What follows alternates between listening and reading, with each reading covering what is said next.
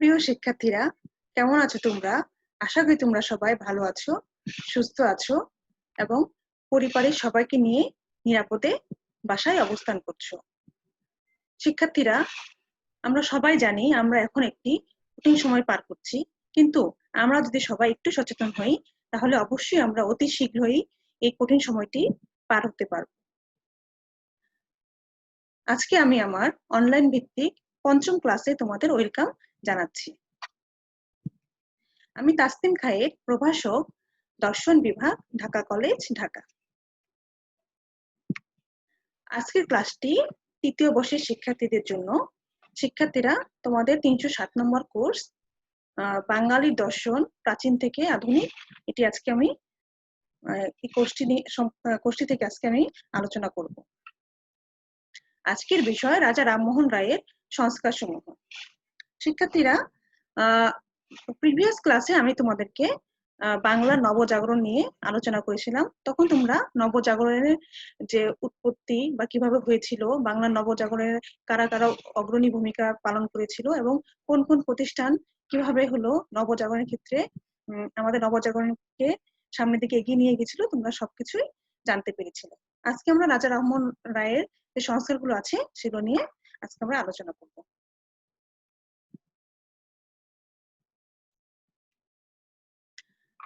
তোমাদেরকে এটা বলে রাখি যে যারা যেসব মহান ব্যক্তিরা আমাদের নবজাগরণের ক্ষেত্রে অগ্রণী ভূমিকা পালন করেছিলেন, তারা বিভিন্ন ভাবাদর্শে তারা নিজেদেরকে নিয়ে মানে বিভিন্ন ভাবাদর্শে তারা প্রভাবিত ছিলেন। তার মধ্যে আমরা যদি একটু ভাগ করি, সেটা হচ্ছে ব্রাহ্ম ভাবাদর্শের মানুষ, ঐহিক ভাবাদর্শের মানুষ, দৃষ্টবাদী ভাবাদর্শের মানুষ এবং ঐতিহ্যপন্থী ভাবাদর্শের মানুষ।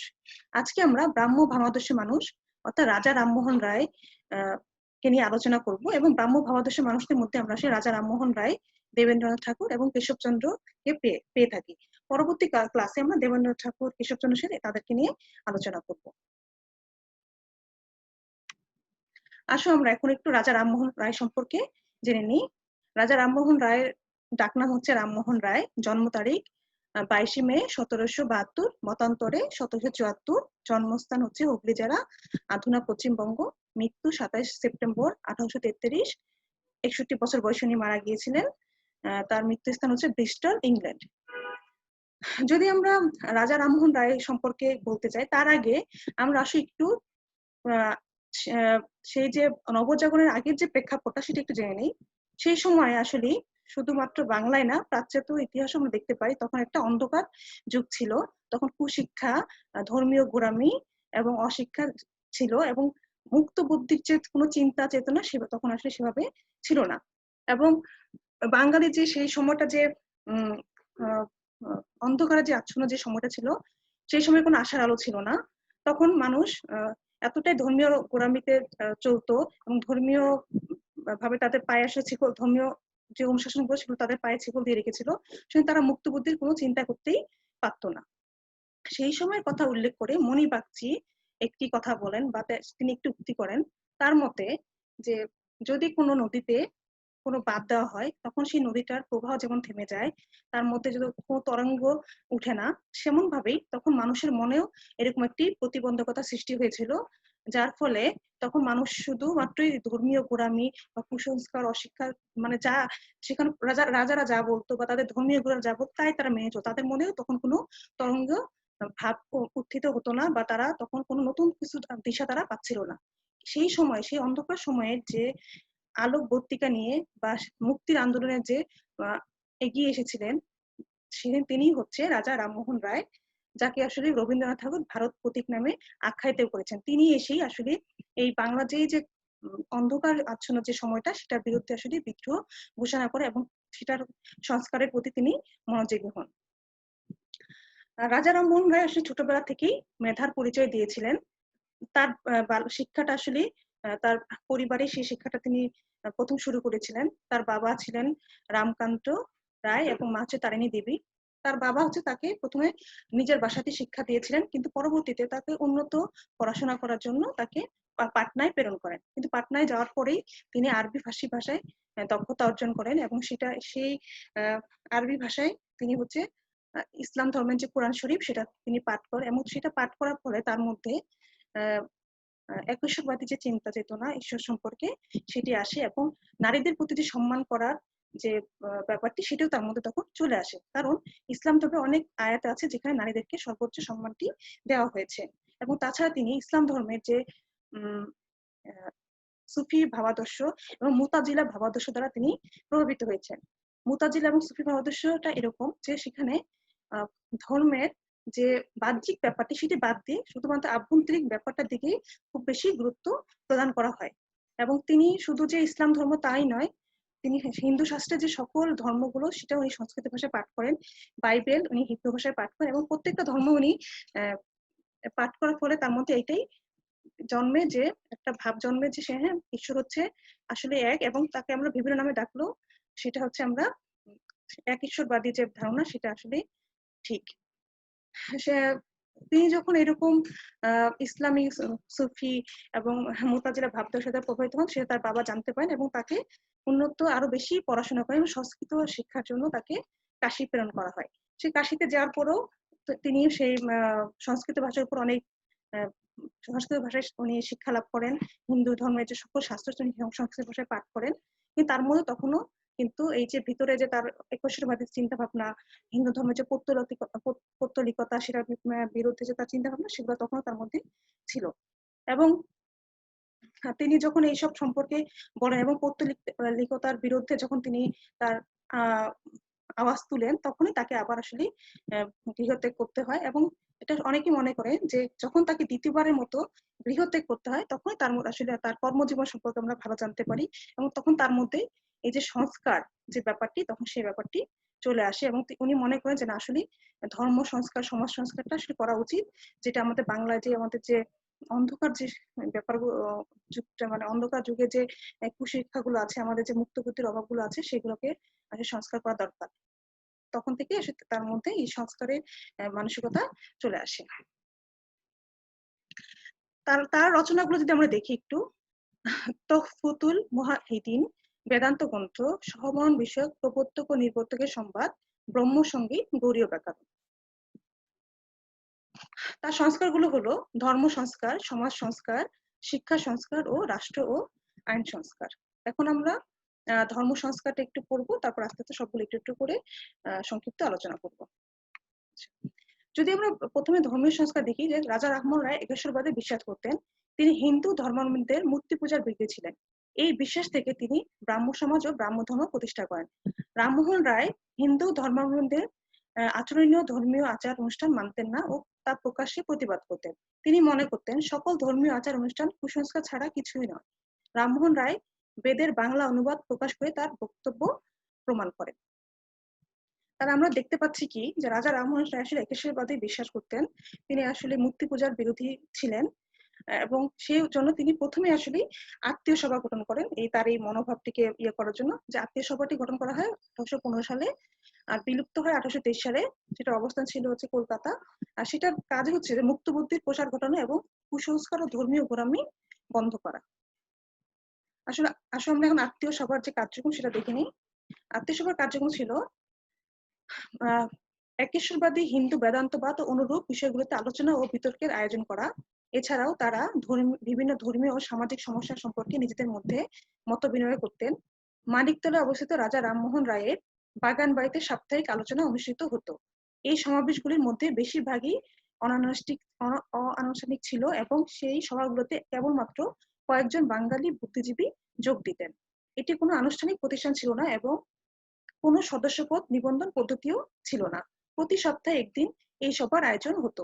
শিবপ্রসাদ মিশ্র এই সভায় বেদ পাঠ করতেন এবং গোবিন্দ মালা গান গাইতেন। সবার আলোচনার বিষয়ের মধ্যে অন্যতম ছিল মূর্তি পূজার অসারতা প্রমাণ করা, বর্ণ প্রথা ও সতীদাহ প্রথা ও বহু বিবাহের কুফল সমূহ এবং বিধবা বিবাহ প্রচলনের গুরুত্ব আলোচনা করা।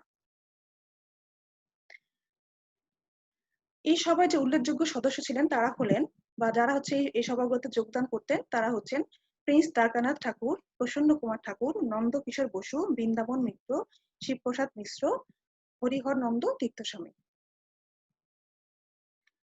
এই আত্মীয়সভা গঠন করার পর তারা আসলে যারা রক্ষণশীল ব্রাহ্মণ ছিলেন তারা আসলে সেটা মেনে নেননি। তারা মনে করতেন যে যে দেশে হচ্ছে বেদ পাঠ নেই সেই দেশে ব্রাহ্মণ নেই, এভাবে তারা বিভিন্ন ধরনের উক্তি করত। এবং দেখা যেত যে আত্মীয়সভায় যারা উপস্থিত থাকতেন তারা সেই যে তাদের রক্ষণশীল যে মতবাদ সেটার পক্ষে অনেক সময় তারা হলো সাপোর্ট করতেন, সেই জন্য সেই আত্মীয়সভাটা আসলে বিলুপ্ত হয়ে যায়। পরবর্তীতে একই উদ্দেশ্য নিয়ে 1828 সালে রাজা রামমোহন রায় ব্রাহ্ম সমাজ প্রতিষ্ঠা করেন। ব্রাহ্ম সমাজের ছিল কি যে ব্রাহ্ম সমাজ বিশ্বাস করতো যে তার উপাসনার জন্য কোনো নির্দিষ্ট জায়গা বা সময়ের প্রয়োজন নেই। আমরা যে কোনো সময় যে কোনো জায়গায় আসলে উপাসনা করতে পারি এবং একটা ঈশ্বরের সর্বোচ্চ ঈশ্বরে তারা বিশ্বাস করতো যার যে হচ্ছে নৈতিক স্বতন্ত্র ব্যক্তিত্ব এবং নৈতিক গুণাবলী সমৃদ্ধ ঈশ্বর। এবং ব্রাহ্ম সমাজের যে প্রথম আচার্য তার নাম হচ্ছে রামচন্দ্র বিদ্যাবাগীশ। তিনি হচ্ছে প্রথম আচার্য ব্রাহ্ম সমাজের। এবং সেখানে যে উপাসনা হতো সেই উপাসনার ধরনটি এরকম ছিল যে সেই মন্দিরে ব্রাহ্ম মন্দিরে একটি স্থানে পর্দার আড়াল থেকে কেউ একজন বেদ পাঠ করতো এবং হচ্ছে বাকি যে যারা সমাবেত জনতা ছিল তারা সেটা শুনতো। কারণ সেই সময় এত জাতিভেদ প্রথা ছিল যে জাতিভেদ প্রথার কারণে যারা শুধু ব্রাহ্মণ তাদের সামনেই বেদ পাঠ করা যেত, অন্যান্যদের সামনে বেদ পাঠ করা যেত না, কারণ এটা তাদের শাস্ত্র বিরোধী ছিল। সেই জন্য সেটা একটা পর্দার আয়োজন করা হতো। কিন্তু বেদ পাঠ করার পরে সেখানে সঙ্গীতের আয়োজন হতো এবং যারা হচ্ছে মুসলমান ছিলেন তারাও বিভিন্ন যন্ত্র সঙ্গীতের মাধ্যমে সেই বিভিন্ন ধরনের যারা একুশের বাইরে বিশ্বাস করতো তারা বিভিন্ন ভক্তিমালা ভক্তি সঙ্গীত গাইতো। এবং নারী পুরুষ নির্বিশেষে এবং বিভিন্ন ধর্ম নির্বিশেষে সেখানে আসলে উপাসনা করা হতো, যেটা আসলে এর আগে কেউ কখনোই দেখেনি। এবং এই যে ধর্মীয় সংস্কারের মধ্যে অনেকেই মনে করেন যে রাজা রামমোহন রায় হিন্দু ধর্ম বৌদ্ধ সবকিছু মিলিয়ে যে একটা সমন্বয়ের যে একটা ভাবধারা সেটাও এই ধর্মের সংস্কারের মধ্যে পাওয়া যায়। এবং তিনি কোনো ধর্মের প্রতি আসলে বিরূপ ছিলেন না, কোনো ধর্মের প্রতি তিনি হচ্ছে তাকে কোনো অবহেলা করেনি। তিনি আসলে প্রত্যেক ধর্মের যে মূল মন্ত্র, প্রত্যেক ধর্মের যে একই ঈশ্বরের কথা বলা হয়েছে উনি এটাই বিশ্বাস করতেন এবং তিনি কোনো নতুন ধর্ম সৃষ্টি করতে চাননি। তিনি শুধু চেয়েছিলেন যে এই যে বাহ্যিক আচার মানে মানুষ যে বাহ্যিক আচার গুলো করে বা সেগুলো আসলে কোনো প্রয়োজন নাই। ধর্মের যে মূল আমরা যদি আন্তরিকতার সাথে আমাদের ঈশ্বরের কাছে প্রার্থনা করি তাহলে তিনি সেটাই শুনবেন। এবং এই উপলক্ষে তিনি একটি পুস্তক রচনা করেন যে একেশ্বরবাদীদের প্রতি পুরস্কার, এরকম একটি বই তিনি রচনা করেন। এবং সেখানে তিনি মনে করেন যে মানুষের শুধু ঐতিহ্যগত ভাবে এইসব পালন করেছে তা না, মানুষের আসলে মনস্তাত্ত্বিক ব্যাপারও আছে এরকম কিছু যার জন্য সেগুলো পালন করে। কিন্তু মানুষের আসলে যদি তারা হচ্ছে প্রত্যেকটা ধর্মের মূল বিষয়টা বুঝতে পারে তাহলেই তাদের হচ্ছে ঈশ্বর তাদের কথাটি শুনবেন। এবং হলো তিনি খ্রিস্টান ধর্মের যে বাণী, নৈতিকতার যে বাণী সেটা দ্বারাও তিনি প্রভাবিত হয়েছিলেন। কারণ তিনি খ্রিস্টান ধর্মে বাইবেলে একটি কথা আছে যে তুমি যার সাথে যেরকম আচরণ করবে তুমি সেরকম আচরণই ফেরত পাবে। এবং সেই বাণীটি দ্বারা তিনি এটা বুঝেছিলেন যে এই বাইবেলটি হচ্ছে একটি উৎকৃষ্ট একটি গ্রন্থ। এবং এইসব বলার কারণে উনি আসলে রক্ষণশীল হিন্দুদের দ্বারা অনেকভাবে অপদস্থ হয়েছেন। তারপর তিনি আসলে তার এই যে ধর্মের সংস্থা সেটা থেমে থাকেনি এবং তিনি তার এই প্রচারণা আন্দোলন উনি চালিয়ে গেছেন। আসলে আমরা এখন দেখি যে রাজা রামমোহন রায় যে সমাজ সংস্কারগুলো কি কি করেছিলেন তা আমরা দেখি। যদি আমরা রাজা রামমোহন রায় উচ্চারণ করি, তার নামটি উচ্চারণ হয়, তাহলে সাথে সাথে যে কথাটি আসলে চলে আসে সেটা হচ্ছে সতীদাহ প্রথার যে নিবারণ, সেই কথাটি আসলে চলে আসে। কারণ উনি হচ্ছে সতীদাহ প্রথা বন্ধ করেছিলেন, এই কথাটি উঠলেই আসলে রাজা রামমোহনের কথা আমরা বলতে পারি। কারণ সমাজ সংস্কারে কেটেছে সেটা তার সবচেয়ে বড় অবদান।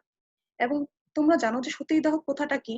সেই সময় হিন্দু রক্ষণশীল যারা ছিলেন তারা মনে করতেন যে হিন্দু সমাজে যে যদি কোনো স্বামী মারা যায় তার সাথে তার স্ত্রীকেও সে সাথে সেই চিতায় পুড়ে মরতে হবে। কারণ সে যদি সে চিতায় যদি না মরে তাহলে সেই বিধবা স্ত্রী সমাজের জন্য বেবিচারিণী হয়ে যাবে বা সে হলো খারাপ কাজে নিয়োজিত হতে পারে। সেই জন্য এই সতীদাহ প্রথাটা চালু করা ছিল। অর্থাৎ স্বামীর সাথে যে সহমরণ চিতায় পুড়ে যে সহমত সেটাকেই আসলে বলা হচ্ছে সতীদাহ প্রথা। রাজা রামমোহন রায় ধর্ম সংস্কারের পরে তিনি সমাজ সংস্কারের প্রতি মনোযোগী হন এবং এই যে সমাজের যে সতীদাহ প্রথার যে এই এই যে কুরুচিপূর্ণ যে একটি প্রথা সেটার বিরুদ্ধে তিনি আসলে প্রথমে সোচ্চার হন। অনেকে মনে করে থাকেন যে সেই সময় যে সম্রাট আকবর তিনি দিনী ইলাহির মাধ্যমে এই প্রথাটি নিবারণ করার চেষ্টা করেছিলেন, কিন্তু তিনি সেটা পারেন নাই। তবে সম্রাট আওরঙ্গজেব, জাহাঙ্গীর তারাও অনেক চেষ্টা করেছিলেন, কিন্তু এই প্রথাটি আসলে নিবারণ করতে পারেনি। কিন্তু রাজা রামমোহন রায় সমাজ সংস্কারের প্রতি নজর দিতে যেয়ে তিনি এই প্রথাটির বিরুদ্ধে উচ্চারণ করেন এবং তিনি একটি গণ আন্দোলন গড়ে তোলেন। এবং সেই সময় যে লর্ড ওয়েলেসলি ছিলেন গভর্নর, তাকে তিনি এই ব্যাপারটিকে বলেন যে এই ব্যাপারটি মানে সতীদাহ প্রথাটা নিবারণ করা যায় কিনা, এবং লর্ড ওয়েলেসলিও চেষ্টা করেন যে এটা করার জন্য, মানে রোধ করার জন্য, কিন্তু তিনিও পারেননি। পরবর্তীতে কর্নওয়ালিস, লর্ড বার্লো তারা আসেন, কিন্তু কেউ আসলে সেই প্রথাটিকে নিবারণ করতে পারেননি। কিন্তু শেষে যখন উইলিয়াম বেন্টিকের সময় রাজা রামমোহন রায় সেই সতীদাহ প্রথাটা যে কি পরিমাণ করুণ যে প্রথা সেটি বোঝাতে তিনি সক্ষম হন। তিনি অনেক প্রতিরোধ গড়ে তোলেন। এই গড়ে তোলার পরে 1829 খ্রিস্টাব্দে 17 নং রেজলিউশন জারি করে লর্ড উইলিয়াম বেন্টিং হচ্ছে এই governor general Lord William Bentinck সতীদাহ প্রথাটি নিষিদ্ধ ঘোষণা করেন। এবং সতীদাহ প্রথার বিরুদ্ধে রাজা রামমোহন রায়ের সুদৃঢ় অবস্থানকে ধর্মীয় এবং সামাজিক ক্ষেত্রে তার সবচেয়ে বড় অবদান হিসেবে চিহ্নিত করা হয়। অধ্যাপক দিলীপ কুমার বিশ্বাস বলেছেন, হিন্দু সমাজের মধ্যে এই প্রথার বিরুদ্ধে চেতনা সৃষ্টির জন্য রামমোহন 3টি পদ্ধতি গ্রহণ করেন। যেমন প্রথমত বাংলা ও ইংরেজি ভাষায় গ্রন্থ রচনা করে সতীদাহ প্রথাকে অশাস্ত্রীয় প্রমাণ করা। দ্বিতীয়ত সংবাদপত্রের মাধ্যমে আন্দোলন গড়ে তোলা। তৃতীয়ত স্বামীর চিতায় জীবন উৎসর্গে ইচ্ছুক নারীদের নিবৃত্ত করা। অর্থাৎ তিনি এইসব আন্দোলনের মাধ্যমে এই সতীদাহ প্রথাটি বিলোপ করতে পেরেছেন এবং তার জন্য অনেক নিরীহ নারী আসলে প্রাণ বেঁচে গিয়েছিল। এই কুপ্রথাটি থেকে অনেক নারীর প্রাণটি বেঁচে গিয়েছিল। তোমরা দেখো যেখানে চিত্রে দেখতে পাচ্ছ যে কি কষ্টে করে একটি মেয়েকে হচ্ছে নিয়ে যাওয়া হতো, যেখানে অনেক মেয়েরা চাইতো, কিন্তু অনেক মেয়েরা চাইতো না, কিন্তু তাকে সেই কষ্ট করে তাকে টেনে হিস্টে সেই চিতায় নিয়ে পুড়িয়ে ফেলা হতো। এই সম্পর্কে সতীদাহ সম্পর্কে মদন মোহন গড়াই একটি উক্তি দেন বা কথা বলেন, যেটা সারমর্ম দ্বারা এটাই যে কত এই গঙ্গা যমুনা বক্ষে কত মেয়েদের যে চিতায় পুরা হয়েছে তার কোনো আসলে হিসাব নেই। আর এই চিতায় পোড়ার সময় তখন যে আশেপাশে যে মানুষগুলো ছিল তাদের যে পৈশাচিক মানে আনন্দ, সেটাও এই আনন্দের যে শব্দ, এই আনন্দের যে আওয়াজ, সেই আওয়াজের জন্য যে এই যে অসহায় মেয়েটি যে চিতায় হয়ে যাচ্ছে, তার যে বাচ্চার আকুতি, সেটা আসলে ধামাচাপা পড়ে যেত। এবং কত মেয়ে যে সেই চিতায় পুড়ে মরেছে তার কোনো আসলে হিসাব নেই। কিন্তু আমাদের যে বাংলা নবজাগরণের অগ্রদূত রাজা রামমোহনের সেই কুপ্রথাটি উনি নিবারণ করতে পেরেছিলেন। এরপর তিনি সতীদাহ প্রথা নিবারণ করার পরে নারীদের অধিকার প্রতিষ্ঠাতে উনি মনোযোগ হন এবং রাজা রামমোহন রায়কে বুঝতে পেরেছিলেন যে নারীদের যদি অধিকার প্রতিষ্ঠা করতে না পারা যায়, সেক্ষেত্রে আসলে মেয়েদের মুক্তি সম্ভব নয়। এইটার জন্য তিনি সেই সময় হিন্দু নারীদের একটা সময় ছিল যখন হিন্দু নারীদের স্বামী মারা গেলে সেই নারীরা হচ্ছে তাদের সম্পত্তির ভাগ পেত, কিন্তু এটা পরবর্তীতে আবার বিলোপ হয়ে যায়। রাজা রামমোহন রায় সেই যে উত্তরাধিকার আইনটি সেটি আবার বহাল করার জন্য তিনি সুপারিশ করেন এবং সেই অনুযায়ী তিনি স্ত্রী লোকের প্রাচীন অধিকার সমূহের হস্তক্ষেপের শীর্ষক একটি গ্রন্থ রচনা করেন। সেখানে তিনি বলেন যে বিধবা নারীদের তারা যদি পুত্রের সমান সম্পত্তি পায়, তাহলে তারা তাদের পরবর্তী জীবনটাকে ভালো মতো চালিত করতে পারবে। কারণ যদি তারা স্বামী সম্পত্তি থেকে বঞ্চিত হয়, সেক্ষেত্রে তাদের হচ্ছে ছেলের বাসায় থাকতে হবে বা ছেলের পরিবারের সাথে থাকতে হবে এবং তারা নির্মম নির্যাতনের শিকার হন। শুধুমাত্র যে বিধবা নারীদের সম্পত্তি রক্ষা তাই নয়, তিনি কন্যা সন্তানদের সম্পত্তি অর্থাৎ ভাইয়ের 1/4 সম্পত্তির কিছু অংশ বোন যেন পায়, সেটার ব্যাপারেও উনি আন্দোলন করেন এবং সুপারিশ করেন। জাতিভেদ ব্যবস্থার বিরোধিতা। সেই সময় সমাজে অনেক জাতিভেদ ছিল, ব্রাহ্মণ, বৈষ্ণব, ক্ষত্রিয়, শূদ্র বা দলিত ইত্যাদি বিভিন্ন ধরনের ভারতে বা আমরা বাংলায় সেই ধরনের বিভিন্ন জাতিভেদ প্রথা দেখতে পাই। এবং সেই জাতিভেদ প্রথায় আসলে মানুষের মধ্যে যে ভেদাভেদ সেটা সৃষ্টি করেছিল, মানুষকে খণ্ডিত করে ফেলেছিল। এবং রাজা রামমোহন রায় মনে করতেন যে ঈশ্বরের কাছে সবাই আসলে সমান, আমরা যদি সবাই সমানভাবে করে কাজ করে সামনে এগিয়ে যেতে পারি তাহলে সমাজের আসলে উন্নতি সম্ভব। এই জাতিভেদ প্রথা কখনোই আমাদেরকে ভালো কিছু দিতে পারে, এবং তিনি জাতিভেদ প্রথার বিরুদ্ধে আন্দোলন গড়ে তোলেন। অর্থনৈতিক মুক্তির ব্যাপারেও রাজা রামমোহন রায় আলোচনা করেছেন। রাজা রামমোহনের অর্থনৈতিক ধারণা উদারপন্থার সাথে জড়িত ছিল। তিনি ব্যক্তিগত সম্পত্তি রক্ষার জন্য রাষ্ট্রের হস্তক্ষেপ চেয়েছিলেন।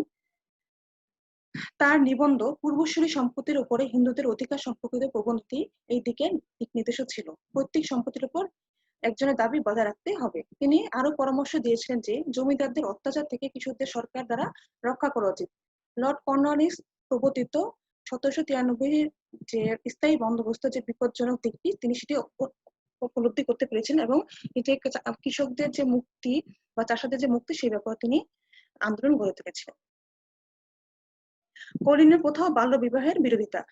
রাজা রামমোহন কৌলীন্য প্রথার বিরোধী ছিলেন, এবং তিনি মনে করতেন এই প্রথার জন্য আসলে অনেক মেয়েদের সেই বয়স্ক স্বামীর সাথে বিবাহ দেওয়া হতো, এবং তিনি এই বাল্য বিবাহের প্রতি তিনি বিরূপ মন্তব্য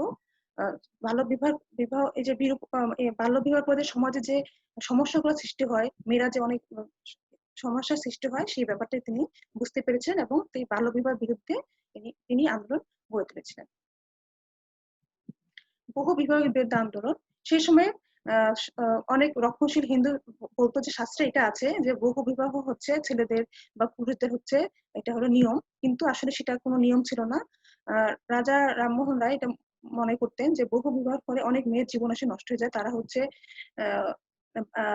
যখন ঘর থেকে বের হয়ে যাবে তাদের অন্যান্য যখন ঘর থেকে তারা সেটা হতো আত্মহত্যার দিকে তারা চলে যায়, বা তারা হচ্ছে মানসিকভাবে ভেঙে পড়ে, কখনো তারা নিজের জীবনকে নষ্ট করে দেয় মেয়েরা, যার কারণে বহু বিবাহটা আসলে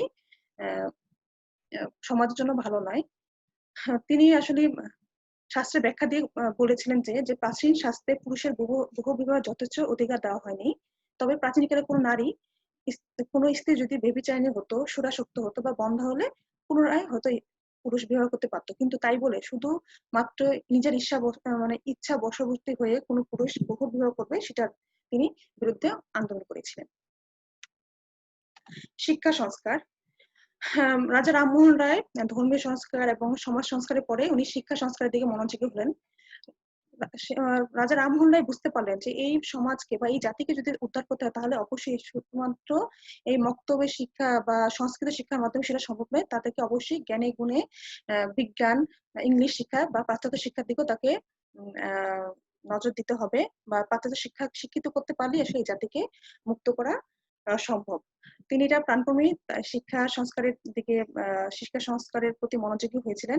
সেই সময়ে শিক্ষার ক্ষেত্রে 1,24,000 টাকা একটি বাজেট পেশ হয়েছিল, এবং তখন দুই পক্ষ এই বাজেটটা কিভাবে হচ্ছে খরচ করা হবে বা ব্যয় করা হবে সেটা নিয়ে দুই পক্ষ দাঁড়িয়ে গিয়েছিল। এক পক্ষে ছিল যে শুধুমাত্র সংস্কৃত শিক্ষার জন্য কোনো একটা বিশ্ববিদ্যালয় তৈরি করা হোক, আবার এক পক্ষ চাচ্ছিল যে ইংলিশ শিক্ষার জন্য বা বিজ্ঞান ভিত্তিক শিক্ষার ব্যবস্থা করা। রাজা রামমোহন রায় দ্বিতীয় পক্ষে ছিলেন, উনি চাচ্ছিলেন যে ইংলিশ শিক্ষাটা বা ইংরেজি শিক্ষাটা হচ্ছে এটা ইংলিশ শিক্ষা ব্যবস্থাটা করা হোক, যাতে করে সমাজের ভারতীয় সমাজের যে মানুষগুলো আছে তারা যেন সব দিক দিয়ে জ্ঞানে গুণে উন্নত হতে পারে।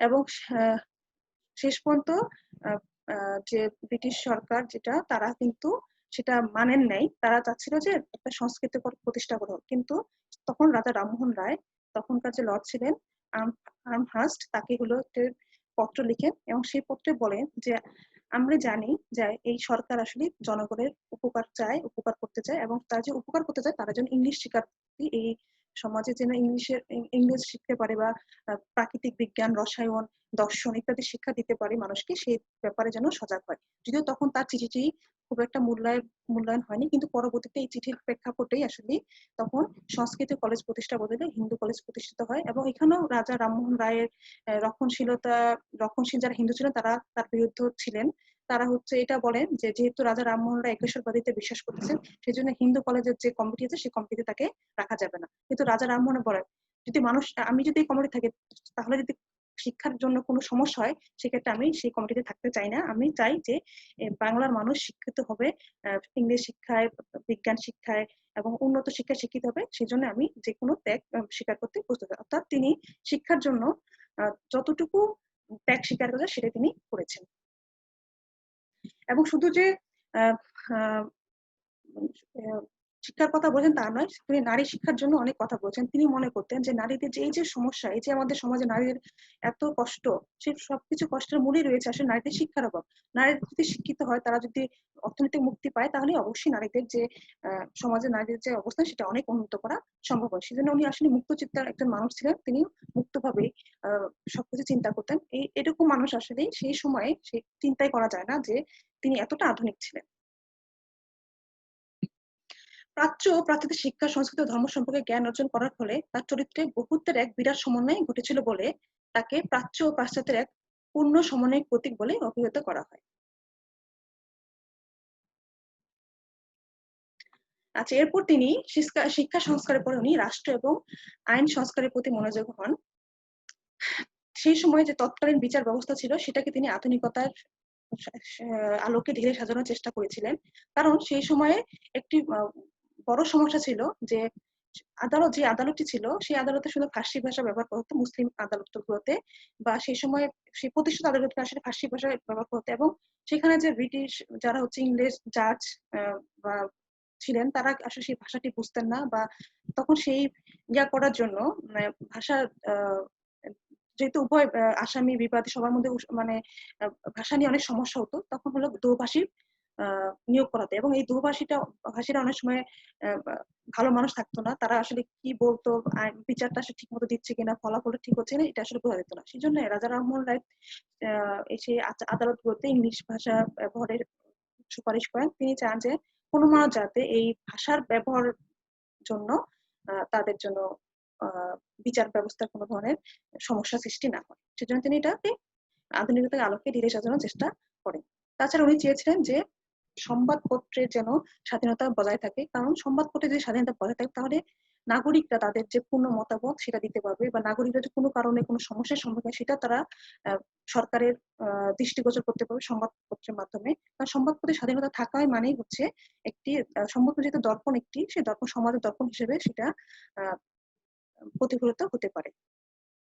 তাছাড়া তিনি সমাজের যে প্রয়োজনে কোনো প্রয়োজন যদি পড়ে বা কোনো সমস্যা সৃষ্টি হয়, সেই সমস্যা প্রত্যেকটার ক্ষেত্রে একটি কমিটি বা কমিশন গঠনের সুপারিশ করেন, যারা হচ্ছে বিভিন্ন পদক্ষেপ নেবে এবং সেটা সরকারের দৃষ্টিগোচর করতে পারবে, সেই ব্যবস্থা তিনি নেন। সেই জন্য অনেক সময় রাজা রামমোহন রায়কে ভারতের রাষ্ট্র দর্শনের জনক বলেও অনেক সময় আখ্যায়িত করা হয়, কারণ তিনি রাষ্ট্র এবং আইন সংস্কারের প্রতি অনেক মনোযোগী হয়েছিলেন। আচ্ছা, আমরা এতক্ষণ পর্যন্ত যে ধর্মীয় সমাজ সংস্কার এবং শিক্ষা সংস্কার, আইন সংস্কার বললাম, আসলে এই প্রত্যেকটার মূলে তোমরা একটা জিনিস খেয়াল করে দেখবে, সেটা প্রত্যেকটার মূলে একটাই কথা হচ্ছে, সেটা হচ্ছে মানবতাবাদ।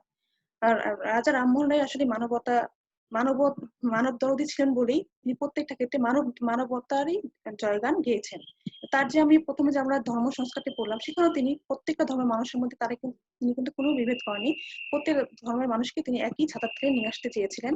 এবং তার মধ্যে যে ব্রাহ্ম সমাজ, আত্মীয় সমাজ, প্রত্যেকটা ক্ষেত্রে তিনি কিন্তু কোনো ধর্ম বর্ণকে তিনি ভেদাভেদ করেনি। প্রত্যেকটাতে তার মানবতার দৃষ্টি বা মানবতার পরিচয়টা পাওয়া যায়। এবং তিনি প্রথম বুঝতে পেরেছিলেন যে আসলে মানুষ সম্পূর্ণ স্বাধীন একটা সত্তা, এবং সে যেটা করতে চায় তাকে সেটা করতে দিতে হবে, এবং মানুষ সেটা যুক্তি সহকারে সেটা করবে।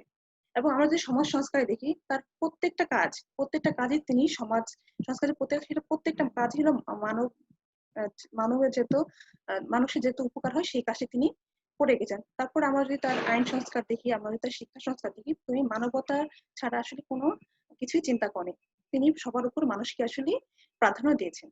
এই যে মানবতাবাদী যে তার যে এই যে মন, সেটার উপর ভিত্তি করে তাকে তার একটি আমরা উক্তি যদি ধরি, সেটা বলতে পারি, সেটা যে অন্তরে গভীর মানব প্রেম ছিল বলেই রামমোহন তাহার মতবাদে বিরুদ্ধাচারীদের প্রতিও ঘৃণা বা কুটুক্তি পোষণ করতে পারেন নাই। ধর্ম সংস্কারের ভূমিকা গ্রহণ করিয়া তিনি একেশ্বরবাদের মিলন ভূমিতে সকল ধর্মের সমন্বয় সাধনের চেষ্টা করেছিলেন সত্য, কিন্তু সেই জন্য বিপরীত দামীদের প্রতি তার কোনরূপ আক্রোশ ছিল না। যাহারা সাকার উপাসনা করেন তাহাদিগকে তিনি দুর্বলাধিকারী বলিয়া করুণাদৃষ্টিতে দেখিয়াছেন এবং এই আশা করিয়াছেন যে সম্যক জ্ঞান লাভ করিয়া তাহারাও ভ্রান্ত পথ পরিত্যাগ করিয়া নিরাকার পরমেশ্বরের উপাসনায় রত হইবেন। এ দেশে ও বিদেশে বহু লোক ঈশ্বরের অবতারে বিশ্বাস করে। রামমোহন অবতার তত্ত্বে বিশ্বাস ছিলেন না, কিন্তু তাহা সত্ত্বেও অবতারবাদীদের প্রতি তার কোনো দ্বেষ ভাব ছিল না। অর্থাৎ তিনি প্রত্যেক ধর্মের প্রত্যেক রুচির মানুষের কারোর প্রতি তার আসলে কোনো আক্রোশ ছিল না। তিনি চাইতেন যে সবাই স্বশিক্ষিত যখন হবে, সবাই যখন বুঝতে শিখবে, তখন অবশ্যই তার যে ভালো দিকগুলো সেটা সে বুঝে নিতে পারবে। আসো আমরা এখন একটু এক নজরে রাজা রামমোহন রায়ের যে সংস্কৃতিগুলো তার এক নজরে আমরা একটু দেখে নিই। এক নজরে যদি দেখতে চাই তাহলে ১ নম্বর থাকবে যুক্তিবাদী হয়ে ভারতীয় সমাজে প্রচলিত বিভিন্ন কুপ্রথা ও কুসংস্কারের উচ্ছেদ ঘটানো। ২ নম্বর জাতিভেদ প্রথা ও ধর্মীয় গোঁড়ামির বিরোধিতা করা। ধর্মের নামে অধর্ম ও সামাজিক অত্যাচারের প্রতিকার করা। নারীদের মধ্যে উচ্চশিক্ষার বিস্তার ঘটিয়ে নারী সমাজের মান উন্নয়ন ঘটানো। ৫ নম্বর হচ্ছে নিজেদের সংকীর্ণ দৃষ্টিভঙ্গি ও বেদ বুদ্ধি ত্যাগ করে আধুনিক শিক্ষায় শিক্ষিত হয়ে ওঠা। অর্থাৎ আমরা যেটা রাজা রামমোহনের সংস্কারগুলো মাধ্যমে যেটা বুঝতে পারলাম যে তিনি হচ্ছে আসলে সমাজে যত কুপ্রথা কুসংস্কার সবকিছু দূর করে একটি মুক্ত বুদ্ধি চিন্তার মাধ্যমে আসলে সমাজটাকে এগিয়ে নিয়ে যাওয়ার তিনি চেষ্টা করেছিলেন, যে জন্য তাকে আসলে নবজাগরণের অগ্রদূত হিসেবে তাকে বলা হয়। এবং রাজা রামমোহনের যে অবদান সেটা আসলে পৃথিবীর সবাই সারা সবসময় মনে রাখবে, তার অবদান কখনোই ভুলবার নয়। আজকে এই পর্যন্তই থাকবে। আশা করি তোমরা একটু হলেও উপকৃত হয়েছো। তোমরা বাসায় বসে একটু পড়াশোনা করো। তোমরা ভালো থাকবে, সুস্থ থাকবে এবং সাবান পানি দিয়ে হাত ধুবে, মাস্ক ব্যবহার করবে, নিরাপদে বাসায় থাকবে, অযথা কিন্তু বাহিরে আড্ডা দিবে না। তোমরা যদি একটু সচেতন হও, তোমার ফ্যামিলিকে তোমরা যদি একটু টেক কেয়ার করো, অবশ্যই আমরা একদিন এই যে কঠিন সময়টা আসছে পার করতেছি আমরা, সেটা আরো তাড়াতাড়ি আমরা শীঘ্রই পার করে ফেলবো এবং এই করোনা কালটা আসলে কেটে যাবে। তোমরা ভালো থেকো, নিরাপদে থাকো। আমার ক্লাসটি করার জন্য আজকে তোমাদেরকে অসংখ্য ধন্যবাদ জ্ঞাপন করছি। তোমরা ভালো থাকবে, সুস্থ থাকো, এই কামনা করি সবসময়।